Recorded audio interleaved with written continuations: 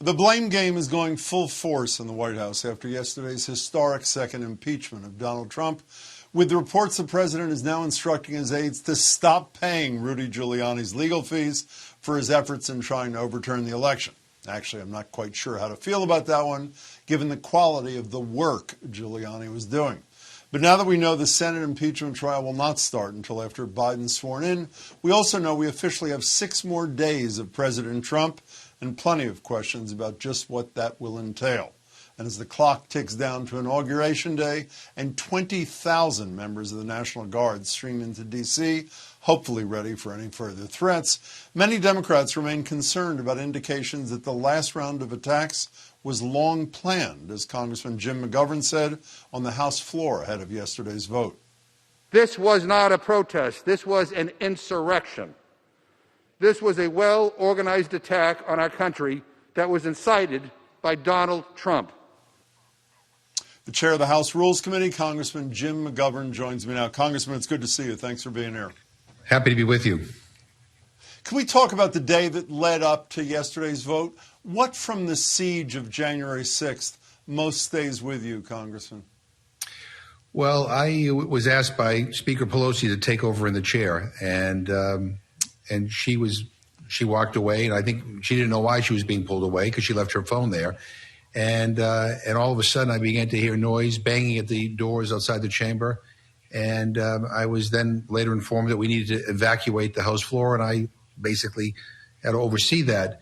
But I was one of the last people off the House floor, and when I walked into the Speaker's lobby, which is right next to the floor, there were glass doors there, and I looked to my left, and I saw the doors barricaded with chairs and tables, and I saw this angry mob breaking the glass, and yeah, I could see the hate in their eyes. I could see it was like looking into evil, and I knew these were not protesters. These were people here to desecrate this building, to damage this building, and to harm people. And I couldn't believe it. I felt this great sense of sadness that this was happening in the United States Capitol. You know, the Washington Post reports today that dozens of people on the no-fly list, mostly white supremacists, came to town on January 6th. You add that to what we learned a couple of days ago after the FBI originally said they had no advance warning of violence. They admitted yesterday or the day before, I'm not sure, that the day before January 6th, they saw a thread that talked about war, breaking glass, as you say, and one of the lines that stayed with me, we get our president or we die. What do these two failures of the FBI say to you? Well, I mean, clearly we have a problem, and it needs to be addressed, and it needs to be fixed.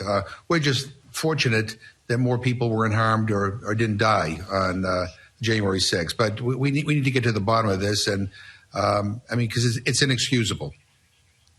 But does that indicate to you, I know there hasn't been an investigation yet, is that inattention or is it intent? I mean, it is rare that such colossal failures, when we're talking about protecting people like you and your colleagues, happen right in a row by the FBI. Well, God, I hope it is an intent. I hope it. I hope it was just a failure that we can fix. But clearly, there's lots of questions, and one of the people have asked me, were you afraid? And my response to them was, I wasn't afraid because I could not possibly imagine that there could be such a breach. When I heard, the banging and the screaming, I just thought it was a few, protesters that got through. I couldn't imagine that it was all those people that breached security. Look, we had a crisis in 9/11, and we established the Department of Homeland Security, and we have a Homeland Security Committee, and there was supposed to be, more interoperability and more communication between all the various agencies. Clearly, it's not working. As you know, after all of that you described, 147 of your Republican colleagues voted to try to overturn an election. One of them was, I guess you could say, the chief attack dog for Donald Trump in the House. That's Jim Jordan from Ohio. 6 days after that, you had a very interesting exchange with Jordan. Here it is. Our job as elected officials is to tell the truth. So my question for you is, will you admit that Joe Biden won fair and square and the election was not rigged or stolen? What I did over the past several months is follow the process that the Constitution prescribes. That's not the question I asked. No, I'll get to the question, but I'm going to get to your comments too. I don't need a filibuster. I mean, my question was very simple. I mean, I'm asking you to make a statement that the election was not stolen. Joe Biden is going to be sworn in as president. Jim Jordan and 146 more. Add to that, Congressman, some of your Democratic colleagues are saying they have information, possibly evidence, that some of your Republican colleagues actually collaborated in advance with the rioters, with the insurrectionists. One, do you have any evidence to that effect? And two, if it's true, what happens to those people? Well, one is I don't have any hard evidence. I'm just reading the same reports you are, but there will be an investigation and we'll find out whether they collaborated. And if they did, if they were part of this, then they should be expelled. It takes a supermajority to expel a member of Congress.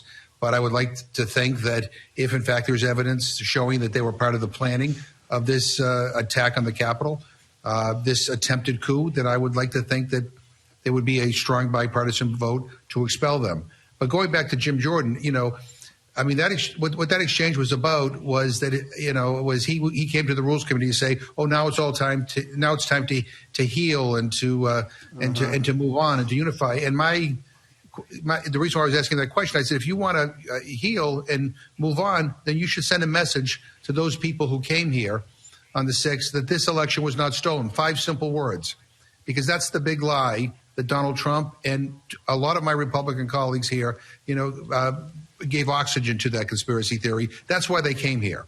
And so 5 words, and he would not say them. And that's the problem, because even as we are talking here right now, there are some in the Republican conference who continue to push this lie.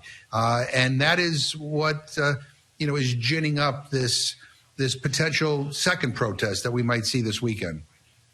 Well, you've heard the reports that some of those 147 who either voted to overturn the election results or who voted against impeachment, unlike their 10 courageous Republican colleagues, say they did it not because they believed what they were doing, but because they feared for their own lives or the lives of their families. Do you buy that? And if you do, what's your reaction to that?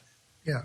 I mean, look, I'm getting threats. I mean, we're all getting threats. This is an unfortunate time. But the bottom line is you got elected to Congress to defend the Constitution, to do what is right. So if you can't handle this job, if you're too cowardly to stand up to Donald Trump and the bullies that he attracts, then you ought to resign. You ought to get out of here.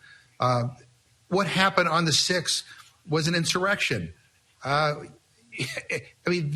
It was an attempted coup.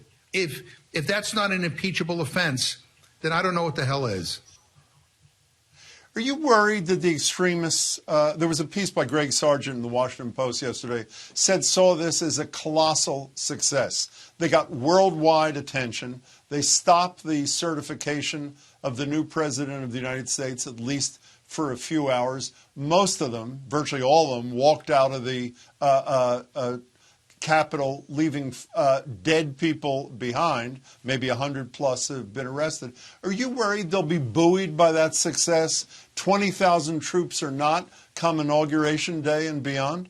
Yeah, no, I am worried about that. And I'm worried that, as has been reported today, that the FBI has done a lousy job of monitoring domestic terrorism. I mean, quite frankly, domestic terrorism has now become a greater threat than terrorism from outside. And so, I do worry about that.